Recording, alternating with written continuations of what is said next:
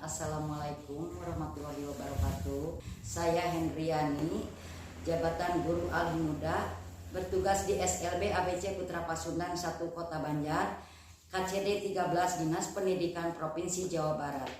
Saya mengajar di kelas 7 SMPLB Autis. Permasalahan yang sulit yang saya hadapi selama saya mengajar di SLB ABC Putra Pasundan 1 Kota Banjar, yaitu mempunyai peserta didik yang tidak fokus dan selalu mengganggu temannya dalam belajar.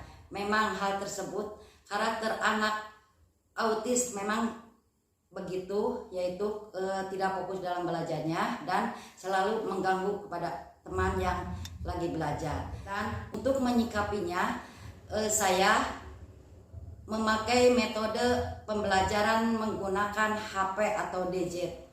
Dan setelah pembelajaran dengan metode tersebut, alhamdulillah lancar dan anak tersebut fokus dalam pembelajarannya dan tidak mengganggu kepada teman yang lagi belajarnya.